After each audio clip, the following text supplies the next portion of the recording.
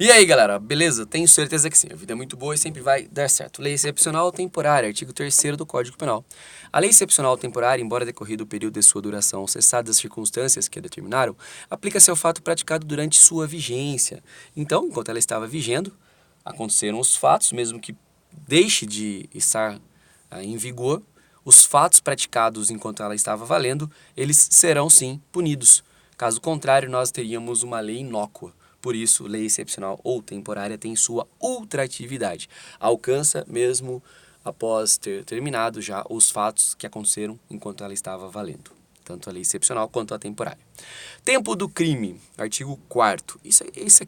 Este conceito é muito importante, tempo do crime. Tanto que tem uma forma mnemônica para decorar lugar de crime e tempo do crime. O lugar do crime está no artigo 6º e o tempo do crime no artigo 4º. Lugar do crime, artigo 6º, e tempo do crime, o artigo 4º. Diz assim, lugar do crime, teoria da ubiquidade. Pois, se nós olharmos o artigo 6º, considera-se praticado o crime no lugar em que ocorreu a ação ou omissão, no todo ou em parte, bem como onde se produziu deveria produzir-se o resultado. Então, no artigo 6º, lugar do crime é tanto onde ocorreu a ação ou omissão, no todo ou em parte, bem como onde produziu deveria produzir-se o resultado. Por isso, teoria da ubiquidade, porque não é só um local, é tanto onde foi praticado, ou na modalidade comissiva, que é agindo, ou na modalidade omissiva, que é deixando de agir, ou onde produziu deveria produzir o resultado. Então, o lugar do crime não é só um.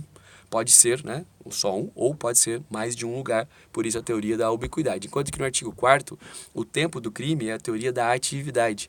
Considera-se praticado o crime no momento da ação ou omissão, ainda que seja outro seja o momento do resultado. Por isso, lugar do crime, teoria da ubiquidade, tempo do crime, teoria da atividade. Para você conseguir lembrar, aí tem a forma mnemônica luta, lugar, ubiquidade, tempo, atividade. Então, artigo 4º, quando for perguntado o tempo do crime, é no momento da ação ou omissão, ainda que seja outro, o momento do resultado. Isso serve até mesmo para as questões de menoridade.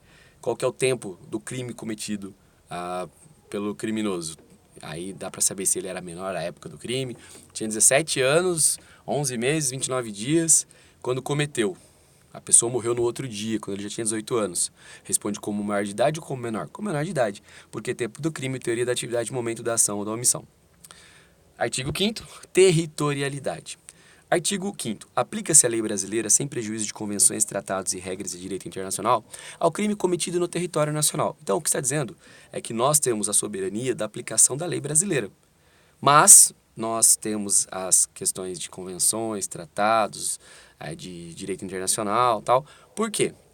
Vamos supor um local da embaixada de um outro país. Pode ser considerado, né, é considerado o território daquele país. É uma ficção jurídica.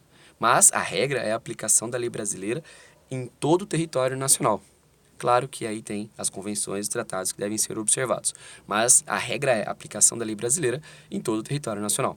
E aí vem, parágrafo primeiro. Para os efeitos penais, consideram-se como extensão do território nacional as embarcações e aeronaves brasileiras de natureza pública ou a serviço do governo brasileiro. Então vamos por parte. Agora é ficção jurídica. Por quê? Embora nós não pode não estar dentro do território nacional, mas vai ser considerado como extensão do território nacional embarcações e aeronaves brasileiras de natureza pública ou a serviço do governo brasileiro. Então, ou se for natureza pública ou a serviço do governo brasileiro, onde quer que se encontre, bem como as aeronaves e as embarcações brasileiras, mercantes ou de propriedade privada, que se achem respectivamente no espaço aéreo correspondente ou em alto mar. Novamente, ficção jurídica, porque não está aqui, mas as embarcações e aeronaves brasileiras, natureza pública ou serviço do governo brasileiro, são considerados território nacional. E também as aeronaves e embarcações brasileiras mercantes ou de propriedade privada que estejam no espaço aéreo correspondente ou em alto mar. Também ficção jurídica. Parágrafo 2º. É também aplicável a lei brasileira aos crimes praticados a bordo de aeronaves ou embarcações estrangeiras de propriedade privada, achando-se estas em pouso no território nacional ou em voo no espaço aéreo correspondente, e estas em porto ou mar territorial do Brasil. Então, também é aplicável a lei brasileira aos crimes praticados a bordo de aeronaves ou embarcações estrangeiras de propriedade privada. Então, vai aplicar também a lei brasileira. Se estiver ou no território nacional, em pouso no território nacional, ou em voo do espaço aéreo correspondente, e estas em porto ou mar territorial do Brasil. Então, territorialidade, o que você deve saber sobre isso? Deve saber sobre a aplicação em regra da lei brasileira e como exceção pode se aplicar convenções, tratados e regras de direito internacional para aplicação de outro direito estrangeiro em uma situação dentro do Brasil, por acordo, como é a situação, por exemplo, de uma embaixada. Mas também tem a ficção jurídica da extensão do território nacional, no caso de aeronaves e também embarcações como nós vimos, e das aplicações. Fácil, tranquilo? Poderia aqui explicar espaço aéreo correspondente, alto mar, mar territorial, mas isso é matéria para o segundo semestre, porque a gente vai aprofundar. No primeiro instante, quero que você pense sobre isso que eu estou dizendo, porque num concurso público como o que a gente estuda, a primeira coisa é a letra da lei. E na letra da lei vai ser cobrado isso que eu estou passando. O artigo 6º nós já vimos, quando falamos do tempo do crime, que é a teoria da atividade, e lugar do crime, a teoria da ubiquidade. Então, lugar do crime, artigo 6º, considera-se praticado o crime no lugar em que ocorreu a ação ou omissão, no todo ou em parte, bem como onde se produziu, deveria produzir-se o resultado, de fácil compreensão. Extraterritorialidade. Então, nós vimos territorialidade, agora nós vamos ver a extraterritorialidade. Como o próprio nome sugere, é fora do território nacional. E aí diz no artigo 7º, ficam sujeitos à lei brasileira, embora cometidos no estrangeiro. Inciso 1º, os crimes. Então agora vai dizer em que momento fica sujeito à lei brasileira, embora cometido no estrangeiro. Os crimes contra a vida ou a liberdade do presidente da República, então onde estiver vai aplicar a lei brasileira, se for contra a vida ou a liberdade do presidente da República. B, contra o patrimônio ou a fé pública da União, do Distrito Federal, do Estado, de território, de municípios, de empresa pública, sociedade de economia mista, autarquia ou fundação, instituída pelo poder público. Então, contra o patrimônio ou fé pública, novamente, União, Estado, Distrito, Estado, Distrito Federal, Estado, União, Distrito Federal, Estado, território, municípios, que são os entes federados. Então, se for contra o patrimônio ou a fé pública dos entes federados, ou de empresa pública, sociedade de economia mista, autarquia e fundação instituída pelo poder público. Novamente, interesse do poder público e dos entes federados. C, contra a administração pública, por quem está a seu serviço, então contra a administração pública, cometido lá fora por alguém que está a serviço da administração pública. D, de genocídio, quando o agente for praticado, quando o agente for brasileiro ou domiciliado no Brasil. Genocídio.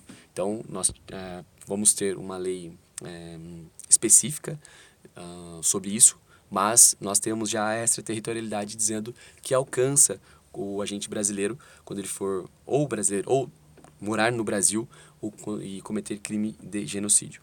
E aí no inciso 2º fala os crimes que por tratado ou convenção o Brasil se obrigou a reprimir. B, praticados por brasileiro. C, praticados em aeronaves e embarcações brasileiras mercantes ou de propriedade privada quando em território estrangeiro e não sejam julgados.